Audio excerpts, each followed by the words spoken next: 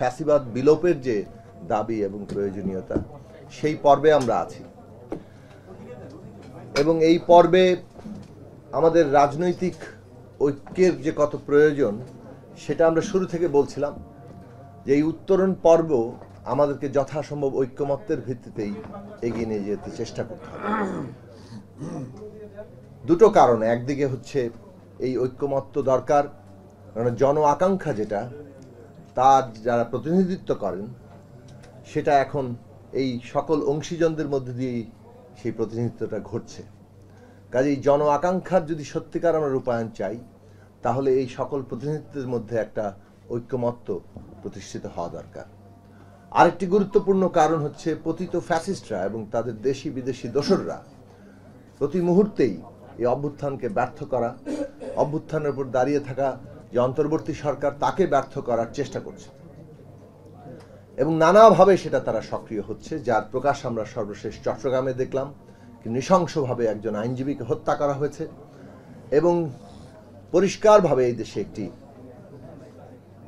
এমন এক ধরনের সংঘাতের উস্কানি তৈরি করা হচ্ছে যাতে করে বাংলাদেশকে এবং তার আমাদের অভ্যুত্থান তো বটেই, পুরো সার্বভৌমত্ব হুমকির মধ্যে পড়ে। ইস্কনের ব্যানারে যেভাবে এটা করা হয়েছে, সরাসরি বলা যায় যে এইখানে হিন্দু সম্প্রদায়ের মানুষের উপরে আক্রমণ করার জন্য একটা উস্কানি দেওয়া হয়েছে এবং সেই আক্রমণটা ঘটলে পুরো পশ্চিমা বিশ্বে এটা প্রচার করা যেত যে এই ধরনের ঘটনা বাংলাদেশে ঘটছে, কাজে এখন বাংলাদেশে তাদের হস্তক্ষেপ করা দরকার। কাজে পার্শ্ববর্তী দেশ সহ যেভাবে বাংলাদেশের আজকে এই অভ্যুত্থান এবং জন আকাঙ্ক্ষার বিরুদ্ধে তৎপরতা চলছে, সেইখানে আমাদের ঐক্যের কোনো বিকল্প নেই। আমরা সেই জায়গাটা তৈরি করব এবং এই যে একদিকে জাতীয় ঐক্য প্রতিষ্ঠা লক্ষ্যের স্পষ্ট করার জায়গা থেকে এবং আমাদের যে কাজ রাষ্ট্রের পুনর্গঠনই বলেন, রাষ্ট্র ব্যবস্থা একটা গণতান্ত্রিক বন্দোবস্তে নিয়ে যাওয়ার কথা বলেন, এইটা করার জন্য মানুষের সামনে তার যথাযথ উপলব্ধি, তার কর্মসূচি, তার লক্ষ্য স্পষ্ট করা দরকার। লেখক শিল্পীদের চাইতে এই ভূমিকা আর কে বেশি ভালো করে পালন করতে পারেন? লেখক শিল্পীরাই যুগে যুগে স্বপ্ন দেখিয়েছেন, কল্পনাকে প্রসারিত করেছেন এবং একটা জাতি কিংবা জনগোষ্ঠীর কল্পনা তৈরি হয় লেখক শিল্পীদের ভূমিকার মধ্য দিয়ে। আমরা সেই কারণে দেখি সমস্ত শাসকরা, বিশেষত স্বৈরাচারী শাসকরা, একটা তাবেদার লেখক শিল্পীদের তৈরি করার চেষ্টা করেন এবং এই দেশেও এই তাবেদার লেখক শিল্পীদের তৈরির চেষ্টা সমস্ত স্বৈরাচারী আমলে ঘটেছে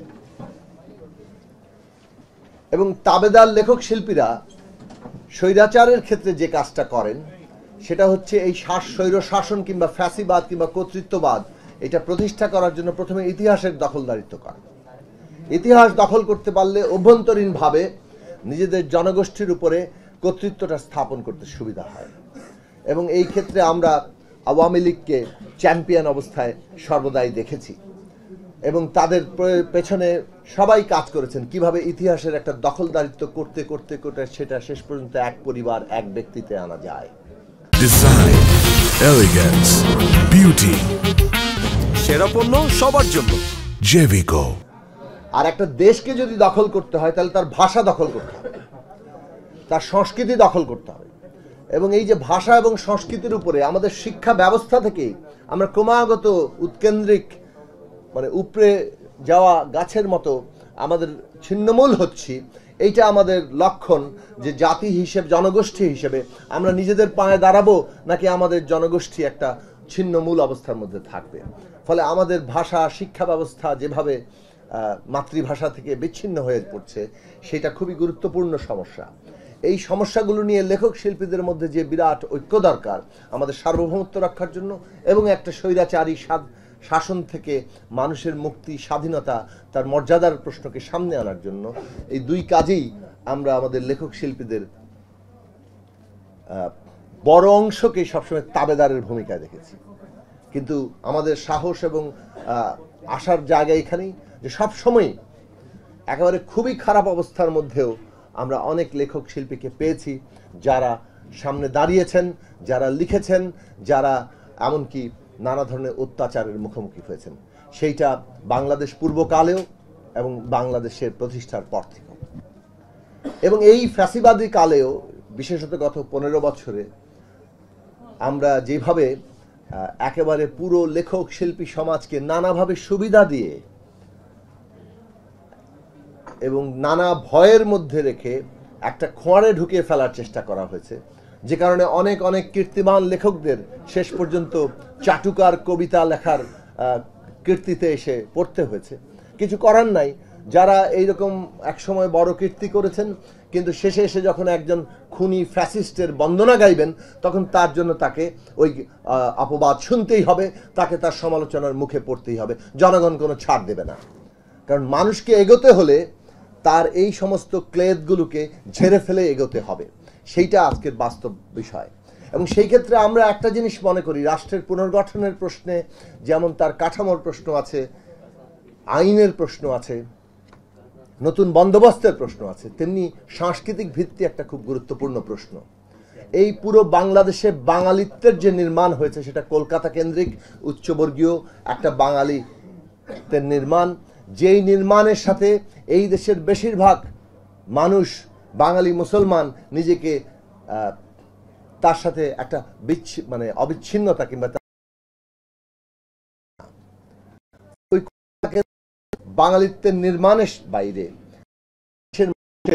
বাঙালিত্বের নির্মাণের যে বিরাট একটা কাজ আছে, যেই কাজ পুরো জনগোষ্ঠীকে একটা ভ্রাতৃত্বের মধ্যে কিংবা এমন এক সহনশীল সম্পর্কের মধ্যে আনে যেটা তাকে রাজনৈতিক জনগোষ্ঠী হিসেবে তৈরি করে। কেবল বাঙালি নয়, এখানে যে অন্যান্য জাতি আছে, এখানে ধর্মীয় পার্থক্য আছে, এখানে লিঙ্গীয় পার্থক্য আছে, কিন্তু এই রাজনৈতিক বিশ্বাসের পার্থক্য আছে, কিন্তু তা সত্ত্বেও পুরো জনগোষ্ঠীর মধ্যে একটা নিজস্ব সাংস্কৃতিক বোধ সৃষ্টি করে। সেই জায়গাটা আমাদের তৈরি করা খুব দরকার।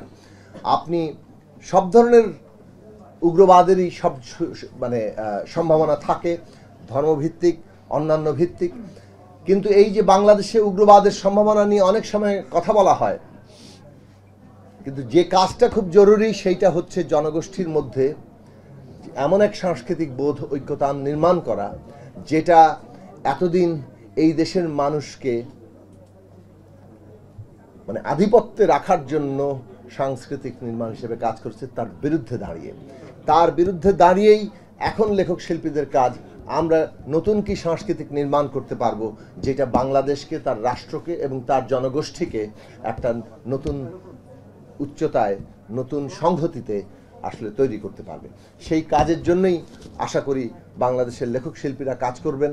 এবং এটা আসলে ঠিক কোনো এইটা ঠিক সংঘবদ্ধতার মধ্য দিয়ে যে হয় তা না, কিন্তু সংঘবদ্ধতাও প্রয়োজন আছে বলে আমি মনে করি। আমরা যার যার সৃজনশীলতা, অভিনিবেশ, সাধনা এর মধ্যে দিয়েই তৈরি হয় সংগ্রাম, সেখানে একটা অত্যন্ত গুরুত্বপূর্ণ ব্যাপার।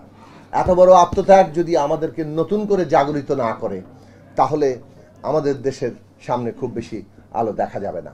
ফলে লেখক শিল্পীদের মধ্যে কি জাগরণ ঘটছে সেইটাই বাংলাদেশের ভবিষ্যৎকে ঠিক করবে। একটা সত্যিকার অর্থে এমন এক রাজনৈতিক ব্যবস্থায় আমরা যে দাঁড়াতে পারছি কিনা যেটা গণতান্ত্রিক, যেটা সকলকে নিয়েই আমাদেরকে এগিয়ে নিয়ে যেতে পারে। আপনাদের সবাইকে ধন্যবাদ আমাকে এখানে আমন্ত্রণ জানানোর জন্য।